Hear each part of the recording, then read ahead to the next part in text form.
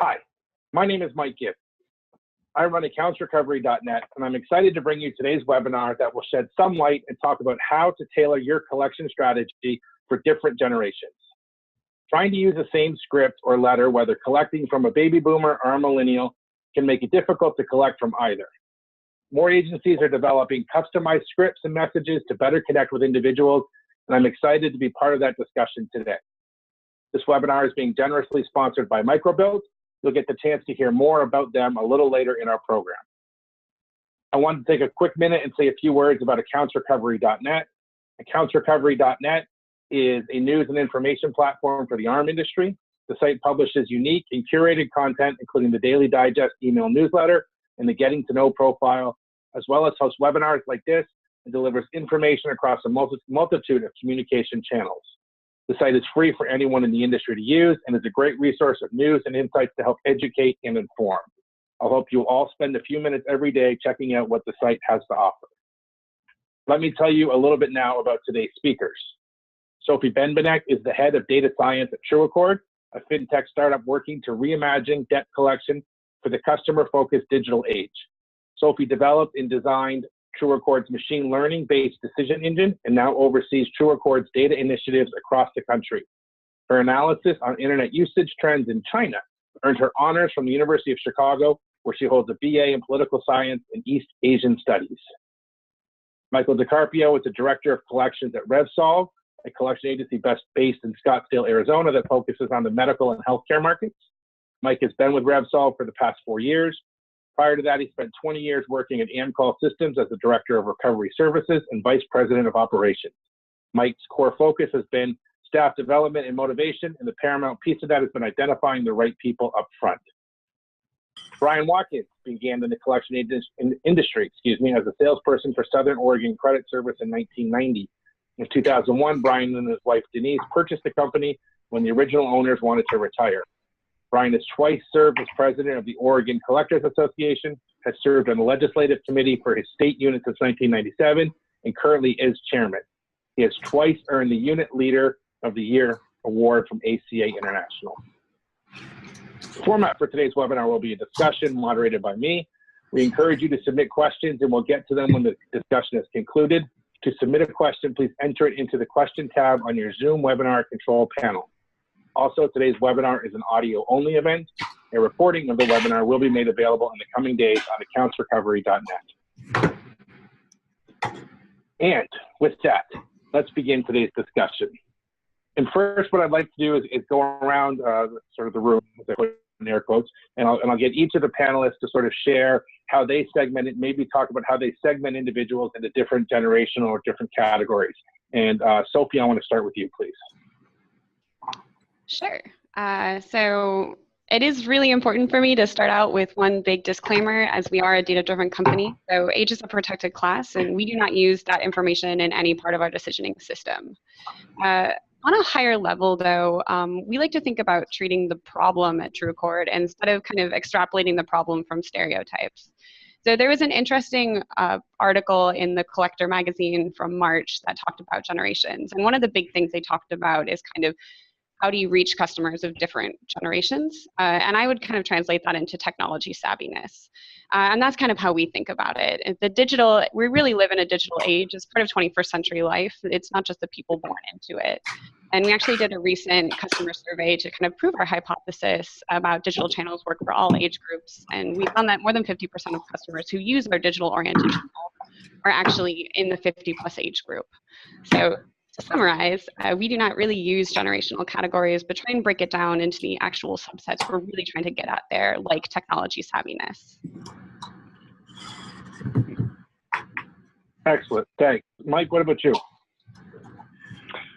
We don't actually segregate our inventories or our staffing based off of the generations. What we actually do is just try to educate them on the perspectives that each generation holds so that they can communicate better with each generation. Kind of hit on the tick marks of understanding them a little bit better so they can communicate, each generation has different manners in which they leverage their credit and how they obtain extra cash. And so we try to hit on those things and teach them those things.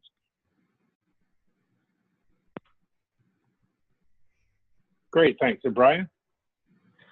In our company, we, like a lot of collection agencies, got built with healthcare, and that's always been a large section of our work. And because of that, that's typically going to be your older generations.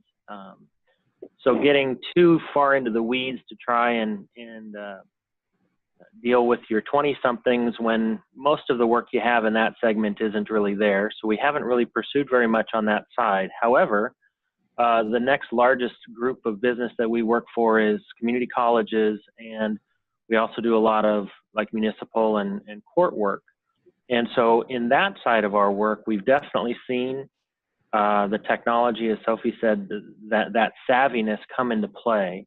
And so we've tried to implement some tools that will make it easier for them, for that demographic that we deal with, to be able to pay their bill. Because typically, just the cliches of the younger people, we have found to be very true. They don't want to talk to you, by and large. They want to text you, or they want to communicate without having to talk to you. They want to just get on the phone and pay with their phone and not have to talk to people. So you have to develop a portal so people can do that. So we host our own pay sites, and we've built in a couple of functions that have really shown themselves to be beneficial when dealing with folks that are the consumers for the colleges or the courts, the younger folks. We built in a chat function. And so what we've noticed is that about 80% of the people who hit our pay site don't actually make a payment. But we can tell what they're doing is that they're looking for information. They're trying to find out who they owe. And then what we find out is that a significant amount of those people will come back and either call us and pay, or they'll come back to the website and pay it in full, as opposed to making payments. Whereas on our healthcare side, we definitely have seen a desire to break people down into a payment structure. You got to work payments with them over a period of time, et cetera. And you just don't have those conversations with younger people on their school bills or their court fines. They don't even think they can make payments to it. So we're seeing that you don't necessarily need people. You need technology that they can access. So mobile-ready technology, we've been able to put our website so that they can look at them on their phone and make payments from their phone. So those are the types of things that we've done. It's not necessarily age-driven, but it's more driven by the clients that we work for and who their consumers are.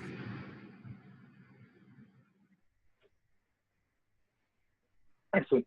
Just to follow up, so what you were talking about with the chat side, the chat functionality, that's more on the student side. Is that right? Well, we put it on our pay site for everybody to access, but what we're seeing is that not a lot of people take advantage of the chat function, which I was a little bit surprised at. We've had it for about 2 years now on our pay sites, and I really thought that we would have this overwhelming flood of people wanting to click on that, chat with someone now. And we really haven't seen that. What we do see is that people are able to find their account information themselves. And so we know, for example, that, like I said, about 80% of the people going to the website are actually not paying the first time they go. They're getting information. So clearly they've gotten a letter from us. They've seen on that letter that they can go to the website and find out information, and that's what they're doing. So they're looking at who they owe, how much they owe. And then what we're finding, especially on the community college side, is that at some point in the future, they will come back and pay the whole thing off. So what we're seeing is that they don't ever even call in to talk to anybody. They get the information themselves. This is what especially our community college consumer, those students, we really see that as their habit. The other habit we've seen in the last 2 weeks is that their mom calls when they have questions.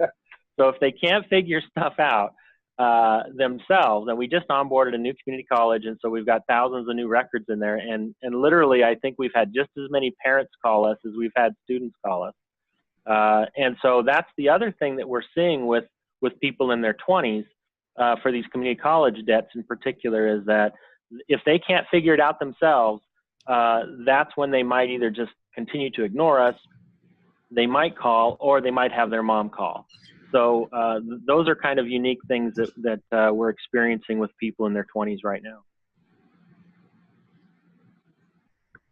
Very interesting. Just a reminder for those who may have not been here at the start, this is an audio-only event. There are no slides, so if you're not seeing anything on your screen, you're not missing out on anything. So we've talked, Brian brought up the issue of sort of the type of debt or the amount of debt influencing how the communication is impacted. Mike, let me come back to you. Is that something you see as well? Yeah, we also have chat, and like Brian said, I mean, we may get 4 or 5 actual connections through chat through our organization. So there's not a lot of actions going through chat. Just like Brian, we felt like that would be like, boom, it was going to be a huge method of communication with people. It just hasn't turned out to be that way.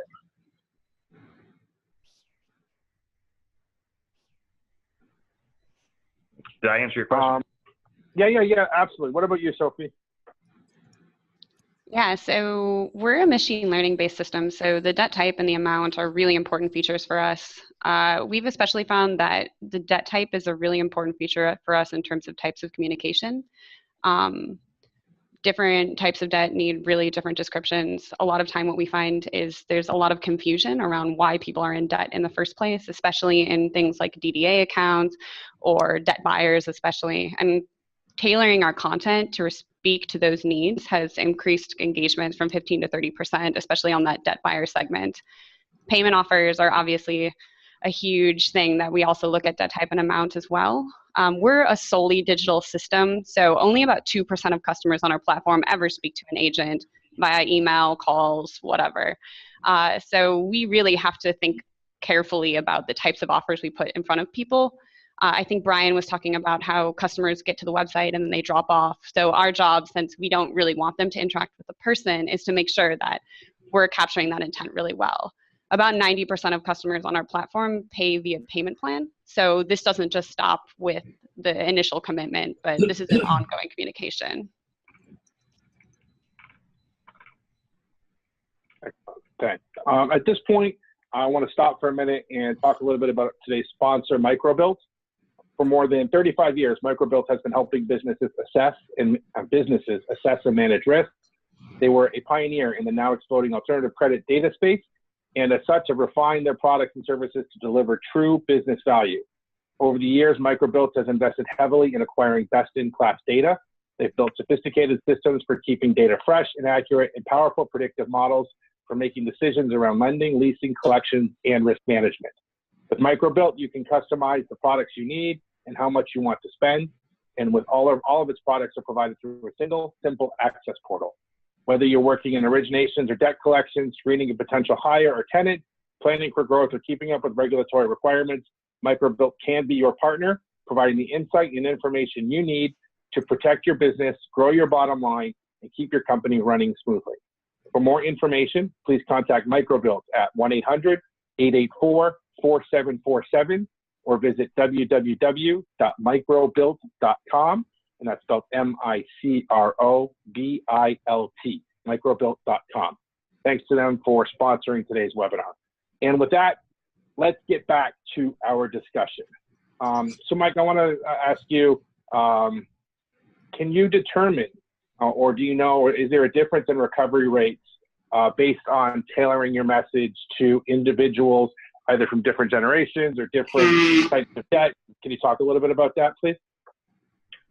Yeah, as far as the results, I really don't have the data to quantify, whether the results are successful. I can just look at the overall numbers and tell that we've had some progressive lifts on all of our platforms.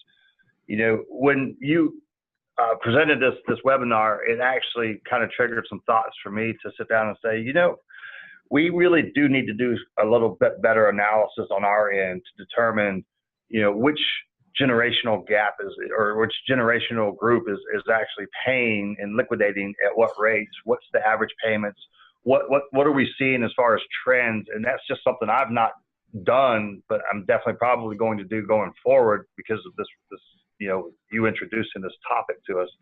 So I can't speak in terms of the specifics on liquidation between each generation, what their average payments are, what the success rates that we're having.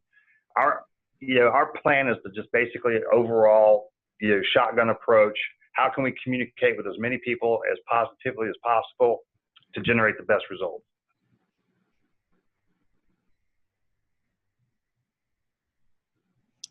Okay. What about you, Brian? Do you notice any difference in recovery rates? Again, I think kind of like Mike, we don't segment by age of payer. We do have average ages attached to different client bases and as well as industries.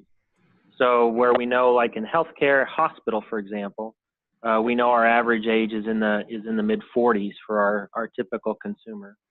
Our community college, our average age is in the high 20s, around 27, 28.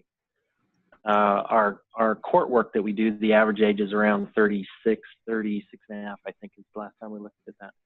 And then we can look and see how do we liquidate each one of those industries, but it's not an apples to apples thing. But Right. What we do with that information is that we know going in that each one of these types of segments requires or may require a little bit of a different approach. One thing, because you're dealing with a different aged person, obviously, but the other thing is the type of debt is just different. And working healthcare debt today is so different than it was 10 years ago. And not only that, but if you were doing financial work, credit card work or charge accounts revolving, something like that, I think then I would definitely want to look at my entire demographic across the board. But because we don't really, we don't do that type of work necessarily, it's a lot easier to look at it for us and say, we know that this segment of business we have is going to have this type of person in it, so let's make sure that we can give them every opportunity to pay in the way that they want. We live in a fairly small town, I guess, and our geographic area is a pretty good imprint. And we still deal with a ton of walk-in and cash payments. Of course, being in Oregon, there's a lot of cash crops these days. And so we have a lot of cash payments, especially around harvest time in October. That's about the only good thing that's come of that for me. That's one thing. But these folks are not going to pay. And so you talk about a younger demographic. So in Oregon, we have a lot of 20-somethings who will pay their bills in cash. Because that's the industry that they're working in here. Well, the only way to do that is to have a building. And so the brick and mortar function is still here. We have branch offices in these little towns around Southern Oregon. We have 2 branch offices. And the amount of walk-in payments that we get with cash in their hand is still fairly significant. It still pays to have it. And I know the theory there is, well, we can do our job anywhere, and if we just make them get electronic based, or they can call in and get it taken care of. Well, these are folks that are not, they're not on the system. They're not on the, anywhere to be found. But if you can find them, they will come in and they'll pay. And so one of the strange things that's happening as the future evolves in front of us is that we still need brick and mortar, and we still get a lot of cash payments because of it. And that's with your younger generation primarily. Yeah. So just to clarify, we're 100% medical in what we do. Are you seeing a lot of, does that mean you don't really see a lot of cash payments compared to what Brian's seeing? No, probably not to the degree that Brian's seen it. Just from the approach that we have and how we communicate, it's because we are 100% medical. Brian's got different lines of businesses that do require different approaches towards those. So ours is probably better to be tailored to a single line of business in terms of, what we look at and how we see things. So And what about cash payments at TrueAccord? Is that something you take on any level or in any meaningful quantity, Sophie? No, it's definitely not something we handle on a regular basis. I think Brian actually raised a really interesting question about generational differences as well, because it sounds like what you're saying is a generation is a little bit of a red herring from a data feature perspective, because you're seeing younger generations who are totally non-digital, which is really counter to what a lot of people expect. And I think that's fascinating. I think that's a really great reason about why at TrueAccord we really focus on the data-oriented approach, because it helps to kind of knock things like the gender idea or the generational idea out of the park, because a lot of times the stereotypes don't line up with reality. It's really the truth. And I think, you know, Oregon's had medicinal marijuana grow for about 7 years now as an industry. And we've done recreational now for 3 full years. And what we've seen is in the labor pool, for example, it is so difficult to hire a 20-something to a regular construction job or contractor job. It's almost impossible. And they're out there working on these places where they only have to work a couple months a year, and they walk out with thousands of dollars in 20s and hundreds in their pocket. And they all have cell phones. It's not that they aren't connected in some form, but they do not put their money in a bank. They do not even, you know, do internet banking. They are cash only. And we've got thousands, probably tens of thousands across the state of people that are like that. And they're all in that, you know, the younger demographic for the most part. So it's one of those things that I don't know how long that's going to continue. But for right now, it's very important to our business to have a door and a place for people to come in and hand us cash. You know, from that standpoint, Brian, you know, one of the things that we recognize here is that, you know, obviously they're entering our workforce as well, you know, this age group. And it's hard for us because when we talk about solutions and we talk about, you know, how to present solutions for people, they don't understand and comprehend this to the same degree that everyone else has prior to them. And, you know, as I've communicated with some of our staff to figure out why that disconnect is there, I came to the realization that, you know, the Gen Y people, most people call them millennials, they went through the 2008 financial crisis from a different perspective that we all did. And so it had an impact on them, and it influenced their, you know, view of economics a lot differently than any of ours has ever been influenced. And so that's the same with the people that we're communicating with as we try to recover these monies as well. Yeah, that's a really good point. Sophie, does your data show anything as far as the younger, you know, this group of people? What is their opinion of going through the Great Recession? Is it similar to what my grandparents went through the Great Depression?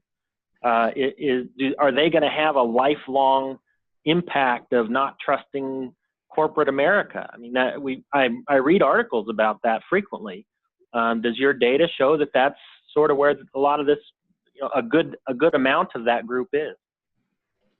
This is an interesting question. So we don't really store information about demographics in a way that we use regularly. So I don't have very good information to kind of answer some of your questions, but we're a purely digital strategy. And so, like I said before, only about 2% of our customers actually interact with an agent. So a lot of the information we're getting about our customers is going to be through how they interact with our system, how they look at different pages on our website, how they react to different types of payment offers, things like that. And we found pretty favorable results across all generations based on our customer surveys. I don't know if that just indicates that because we have all of this information, super self-serve, that this is reacting to some of the ideas that you guys are talking about, or if it just means it's not as relevant.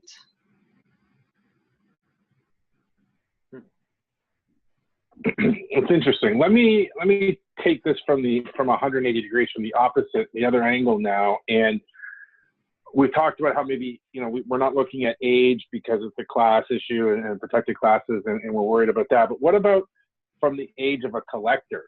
Do you look at how you sort of allocate your workforce when determining either the type of debt or the type of individual that's going to be contacted? Is that something that you're looking at? And Brian, I'll start with you this time. You know, we have not done that. And to be just brutally honest here, I cannot be picky about getting someone in the door that wants to work. So I would love to be able to say, hey, let's segment our collectors, demographically, so that I've got people under 30 talking to my community college student group, for example. But, you know, the last 2 collectors we hired, or 2 of the last 3 collectors we hired are in their 50s. The one we just hired is in his 20s.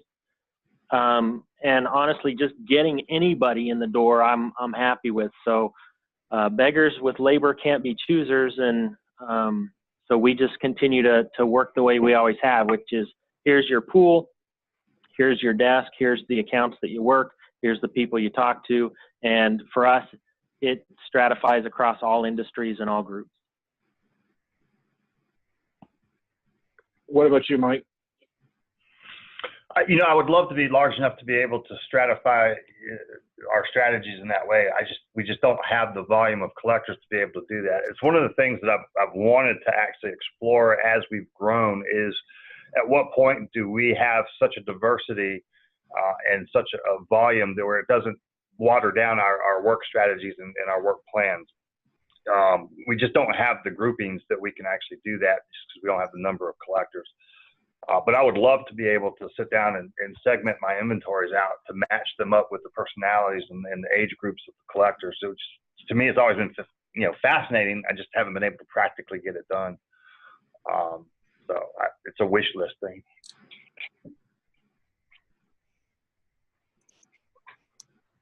Mike, we did a webinar a few months back on hiring. Yes. And one of the things you mentioned there was when it came to crafting your ads, you looked at, you had maybe sort of your younger people looking over the ads before you sent them out or before you posted them to kind of for language. Can you maybe talk a little bit about that for a second? Yeah. So what we did is we did not have a lot of millennials in our workforce at the time. It was mostly Gen X's that were doing our work. And as everyone knows, there's just that friction that exists between Gen X and the millennials where they don't understand each other. So we actually did have a couple of millennials in our team, and we asked them to actually help us rewrite our ad that attracted more millennials into our workforce, because as we go through each year, the millennials are going to be the largest generation that exists in all of our workforce, our consumer base, and everywhere else. It's just the largest generation that's out there right now. So we wanted to attract them. So we had them, kind of craft it to attract, from their perspective, what makes our organization look attractive and bring them in and attract them. And it's actually been very successful. It's almost been too successful. Now we need to kind of cater it back because we need to be multi-generational if we're going to be successful overall in collecting money. Can you give an example of maybe the types of language or the types of or the way in which an ad is being where it's being put up to absolutely. So our ads were just mostly like everyone else's, where we had bullet points of what the job entailed. What they actually came in is it needed to be more descriptive. It needed to be more characteristic of each of those tasks, rather than just bullet point to get to the point. We softened it up to actually offer a little bit more language to characterize what each bullet point actually meant in terms of how they can process it and feel better about it.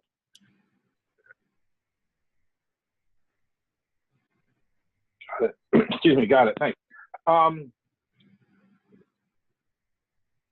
Sophie, I know you've said that you're not looking at it from an age, you're looking at it from a almost a call and response in terms of how the individuals you're contacting or attempting to contact react.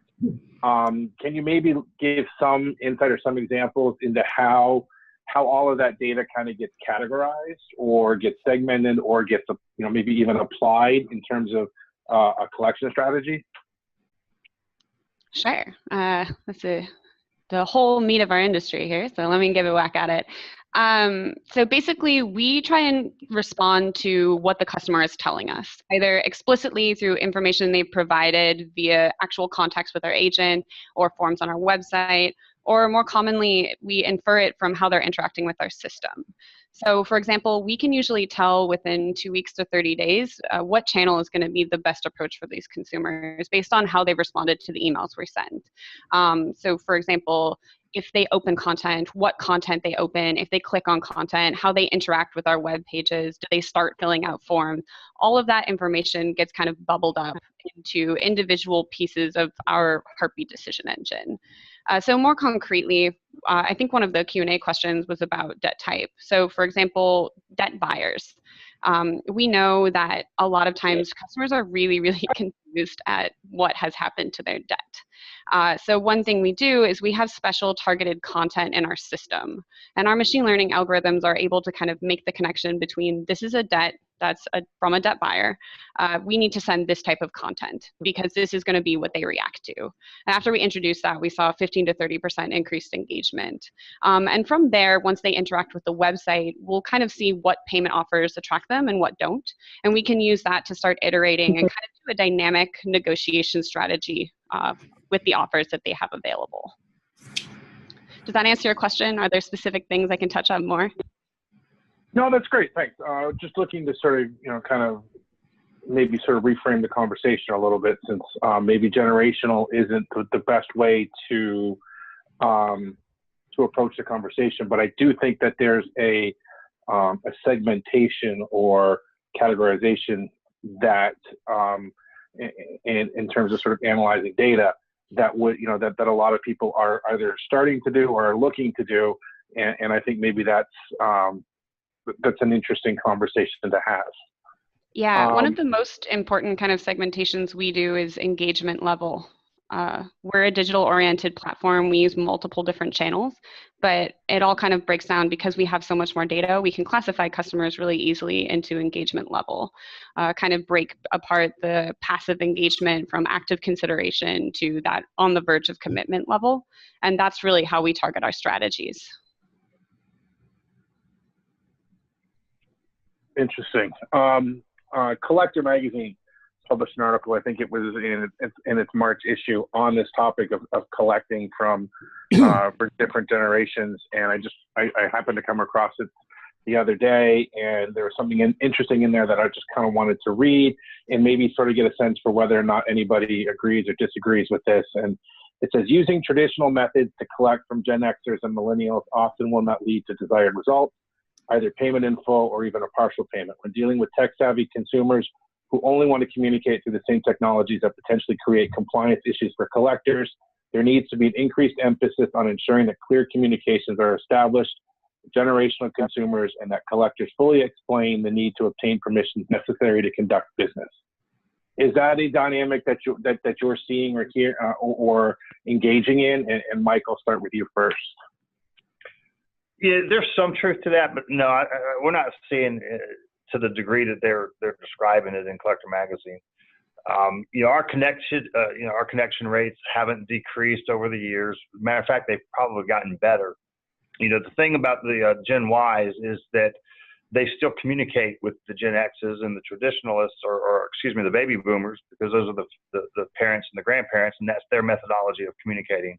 One interesting thing that I actually had a conversation with a Gen Y that was actually starting to study the next generation, which is the Linkster generation.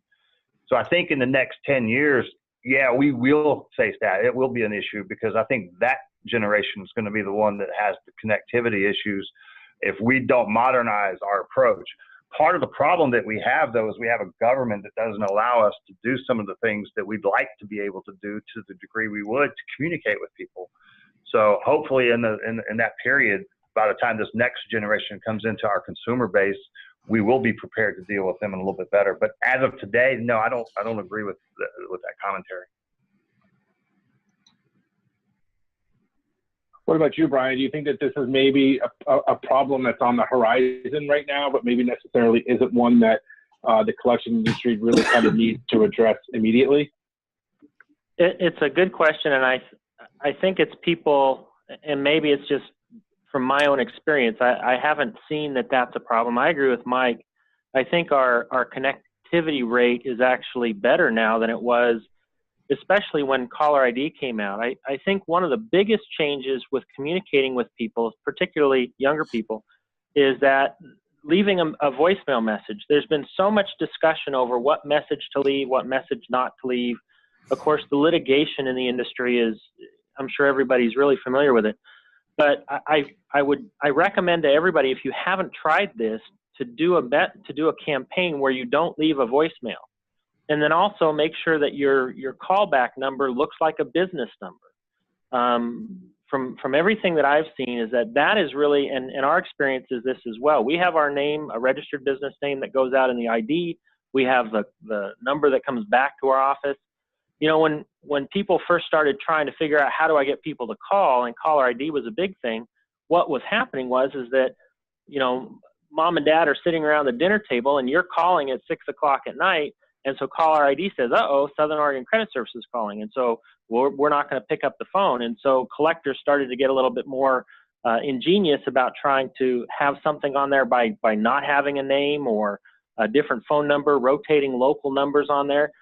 But for me, if I'm calling into the younger person, they've got a cell phone in their hand, they don't even listen to voicemail messages.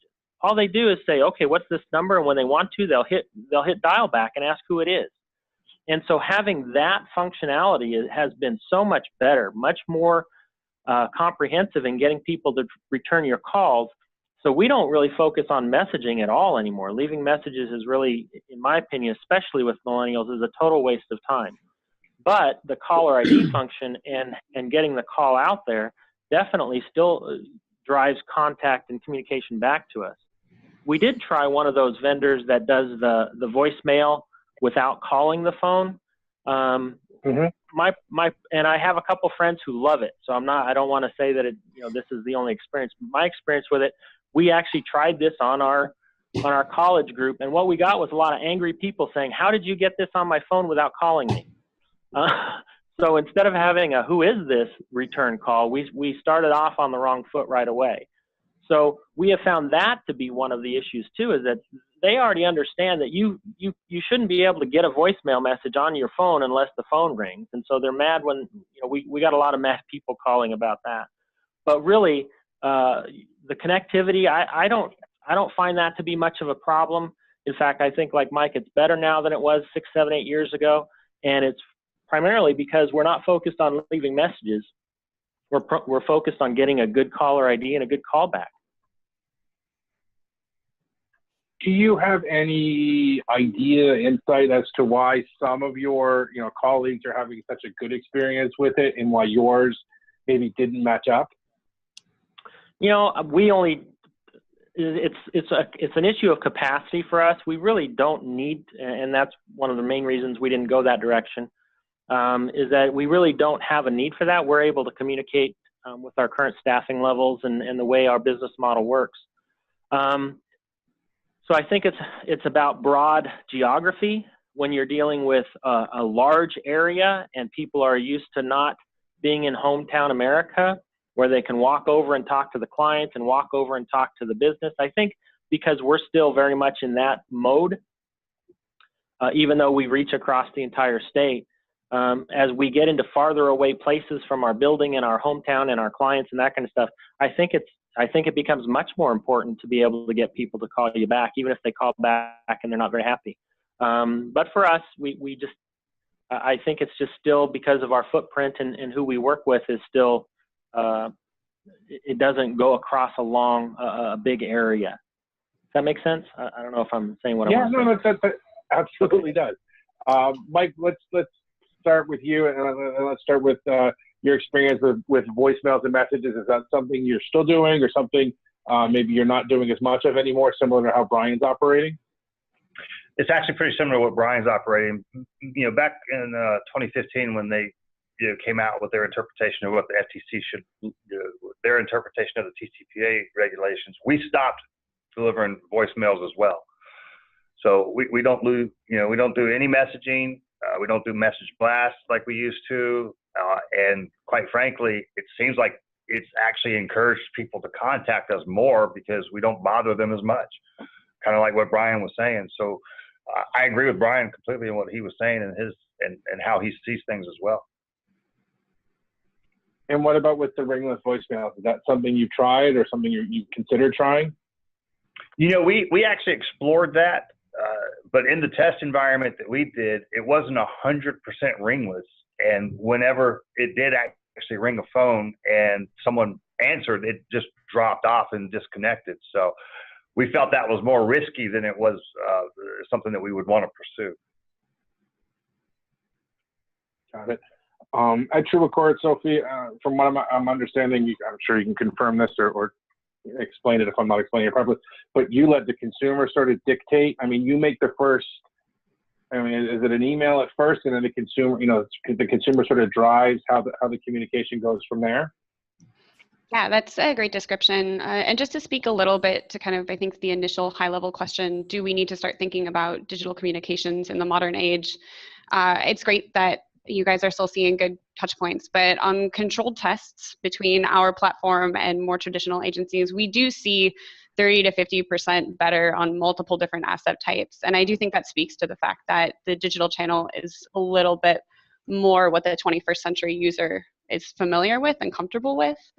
We, for example, don't use voicemail, and yes, we really try and push the customer to reach out to us as opposed to having those, even the initial phone calls to get that call back.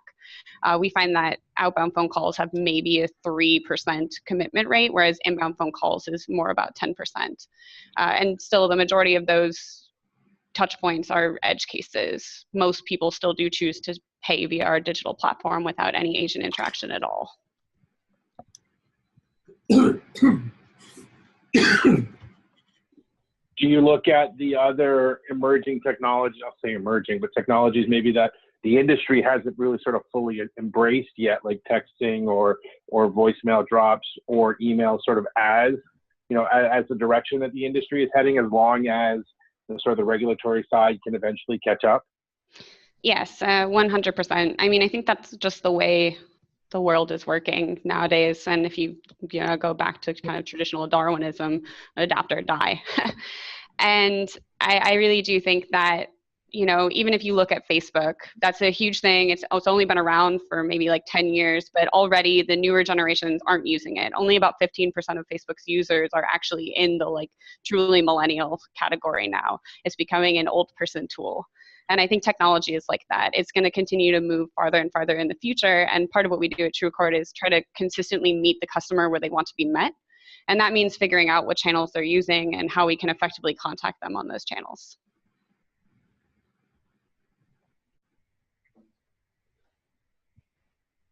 So does that mean that, there'll be like a way to connect with TrueAccord on Musical.ly anytime soon then? I'll have to keep you posted. It's not on my radar right now. Let's talk a little bit about maybe sort of an overall strategy. Mike, do you use a different strategy, whether sort of you're pushing payment in full or settlement or even a legal strategy based on any different sort of segments within the types of portfolios you're collecting on? Well, once again, we're 100% healthcare, and so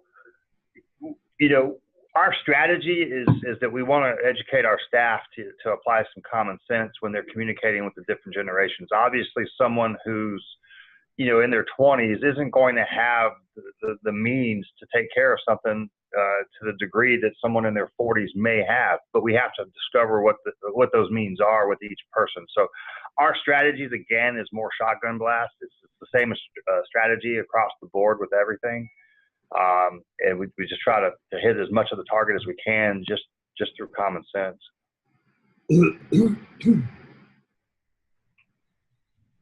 Got it. What about you, Brian? Our strategies like that are really a function of our client. So in healthcare, like Mike says, it's get whatever you can and don't make anybody mad. So that's sort of the plan, especially when you're working for hospitals. You get into the court work. In most cases, the court has the person's driver's license suspended. And so, if they want their driver's license released, a $25 payment plan on $1,000 isn't going to get it done. So we have a lot more leverage to be able to say, you're going to have to come up with the money a lot faster. We do have some settlement capabilities and early release of driver's licenses, things like that. So really the difference between the two types of things is a function of what the client dictates to us, what they're willing to do. And we just apply it to everybody equally.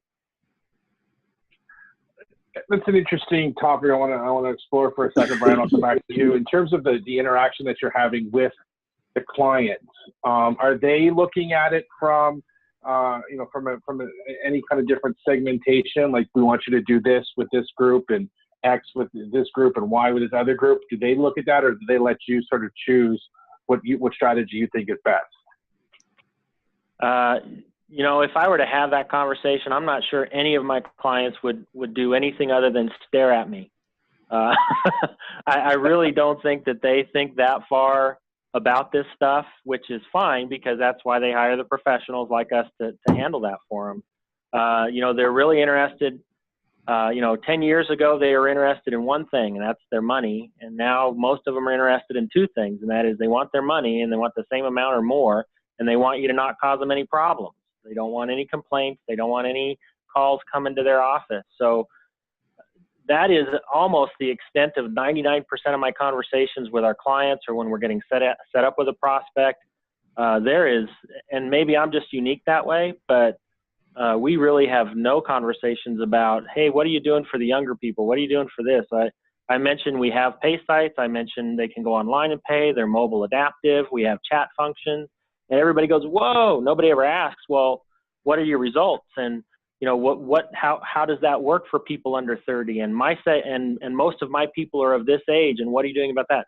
I've literally never had that conversation with a client, even though I know going in what to expect from their demographic.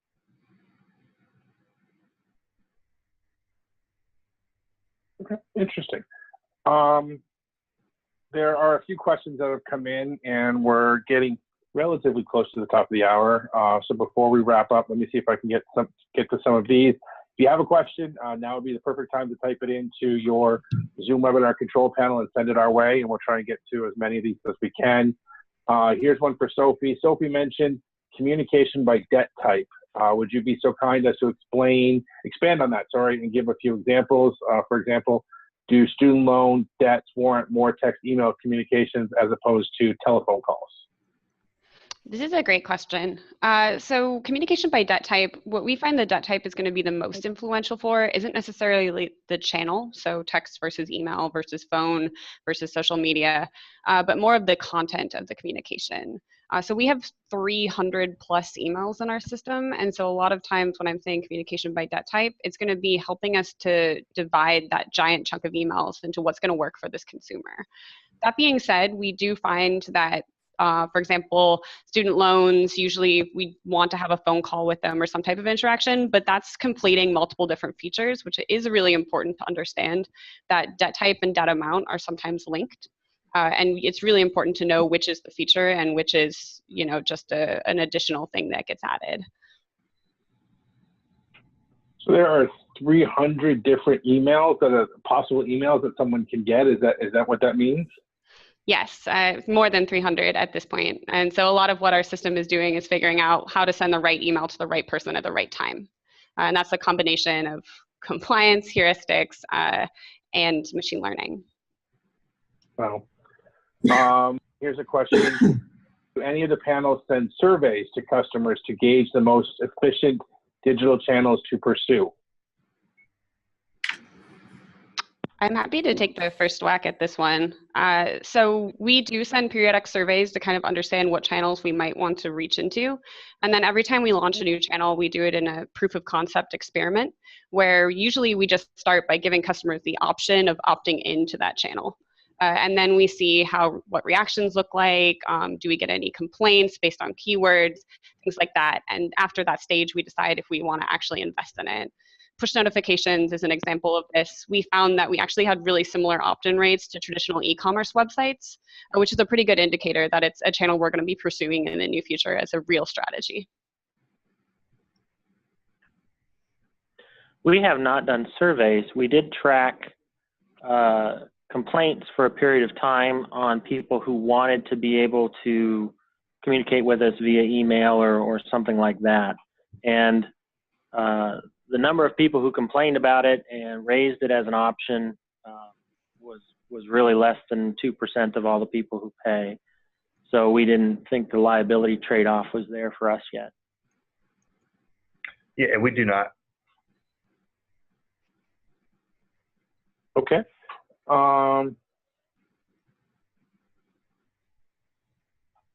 this is one for Brian. What portion of payments occur without speaking to your consumers over the phone?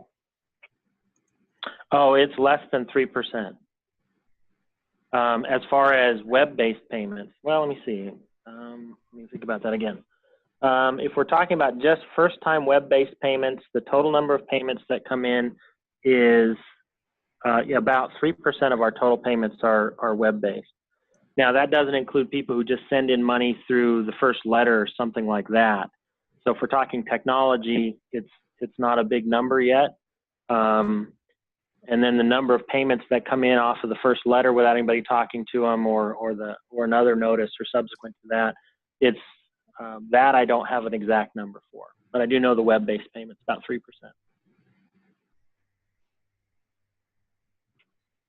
Excellent. And our website allows payment in full as well as setting up a payment plan within parameters. So it's not, full balance or nothing. So they have the option of doing an ACH directly there and so on. I think this is another one for you, Brian, going back to what you're talking about with caller ID. The question is, how do you get your company name ID to show up on a cell phone? Yeah, because Southern Oregon Credit Service, Inc. is more than 14 characters, isn't it? So we tackled that by registering SOCS, Inc. as an assumed business name. And so that is what shows up in the caller ID window. And that's registered with Secretary of State. So if you go to the Secretary of State's website, SOCS, Inc., you will get our company. So we don't have that deception problem. And then we have the main hunt group number for our collectors is the one that shows up there. So when they call back, they're going to call directly into the collection department. And if they were to Google SOCS Inc., they should get us. They'll probably get a bunch of other stuff as well. But legally, we're cool there. So that was really the trick. If I couldn't put my name or some facsimile of the name in there, I probably would leave it blank as opposed to trying to truncate it at 14 characters. Thank you. Another one for Sophie. The question is, so TrueAccord uses debt type, engagement level, and then ... What else? So I'm not going to give you all of our features, as that would be a bad business plan. But so engagement level is a bit of an abstraction. We use every single piece of data that we collect after how a customer is interacting with our system. So did they open our email? What did they interact with on our website? What interaction did they have on the phone? And we're constantly trying to increase the set of features we have available, and sometimes we enhance them using machine learning as well. So for example, we just introduced something called automatic inbound triaging. So when customers email us, they go through a machine learning algorithm now, which categorizes them into contact type. This saves our agents hours a day of trying to categorize these and allows them to respond much faster and more targeted, but it also gives us really good insights into why customers are interacting with us. And that can be a really powerful feature, not just for our collection strategy, but in terms of how we enhance our collection strategy, where we need to focus on, what type of content we need to add, things like that. Very excellent. Thank you. So one more. Oops. One more for you, Sophie. Have you explored non-traditional payment methods, pay with credit card points, gamification, et cetera, at all, in addition to non-traditional contact methods? We definitely have, especially for customers who are in what we call preventative hardship right now. That's still in a testing phase. We're trying to figure out how this might work in a long-term strategy, but we are seeing some success. It's definitely something that our consumers are looking for. We just need to figure out how to provide it.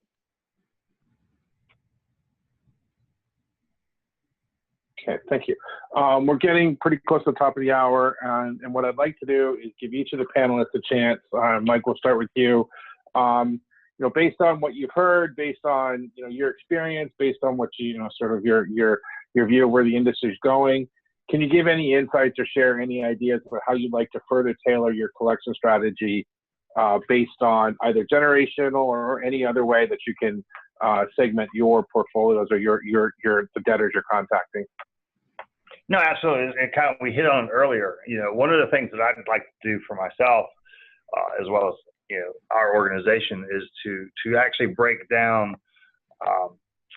our inventory based off of the generational gaps to determine, what are we seeing in terms of liquidation from each generation?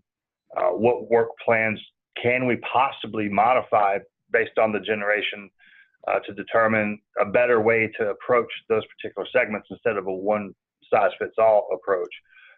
Also look at payment trends. What are we seeing in terms of the percentage of balance in full payments compared to payment arrangements? What is the average of those payment arrangements?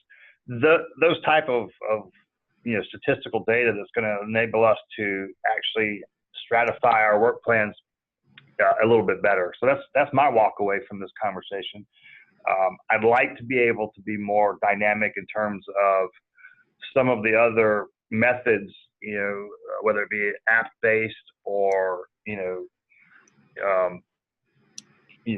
message-based through emails, et cetera. But there are some compliance issues that we do face with that. So that's just scary as I'll get out for that. But would love to explore that a little bit more and like to see some more opportunities for our regulators to help us in that area. Excellent. Thanks, Brian. What about you? How would you like to see your collection strategy maybe be refined as we move on through this year and beyond? I think that the email and the texting are, if we can get regulatory clearance to do that, that would probably be a huge boon for us. And I think that would, you want to be able to communicate in the way that the consumer wants to communicate with you. Those are two areas we would definitely see as advantageous. And I think when we can clear and feel good about the liability issues, we would move into that. It's interesting listening to Sophie talk about the collection and use of metadata and individual data on everybody that takes part in her system. Clearly, her company is in the cutting edge of the information revolution. We had the industrial revolution some time ago, and right now I remember sitting through a discussion on we're in the middle of the information revolution and how to use that and how to amplify it. And that's that is the future, no question about it. The issue for me is always how do you balance where the future is and what still works very well, and how long is that going to work very well? So you have to have a foot in both places for us, because for me, we don't work primarily with that group as our customers. So we have to be able to be balanced, but we don't want to get left behind. I think that's probably the struggle for a lot of us, is that how do we capture some of these really powerful tools without losing, the best tools in your toolbox, without, giving up what already does work very well. So that's always the challenge, and it'll only get worse, I think, for us moving forward. Sophie, as a company that's sort of embraced this, this challenge and is really kind of using Charter technology to try and change it, how would you kind of answer those concerns? Concerns, which concerns? Just Sorry. about having, sort of what he's talking about having sort of a foot in both, what works now, plus sort of being able to sort of, be proactive in terms of where the future is going. Yeah, so our system is a multi-channel system. So while we're predominantly digitally oriented, meaning emails are our bread and butter, we do really take it as the primary importance to serve the customer.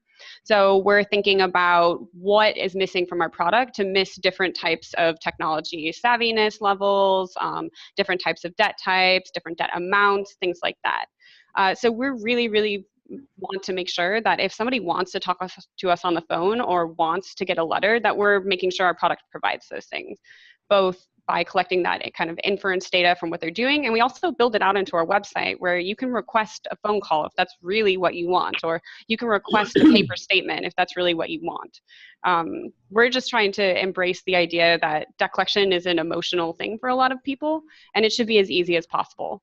So if you want to be treated in a specific way, you should really just be able to tell us what that is. Excellent. I appreciate that. And with that, we've kind of reached the top of the hour. And before I let everybody go, I want to thank Sophie, Mike, and Brian for their insights and their time today. I really appreciate them giving some very thoughtful and insightful answers and sharing some of what works and what doesn't work within their respective organizations. So this webinar definitely would not have been possible without their participation. I also want to thank Microbuilt one more time for sponsoring today's webinar. Please go to www.microbuilt.com to learn more about the company. And thank you to everybody for participating today. Thank you to those who signed up, who listened, who asked questions. Really appreciate your support. Please stay tuned to accountsrecovery.net for news and more webinars in the very near future. And I hope everyone enjoys the rest of your day. Thank you. Thank you. Thank you. Thanks.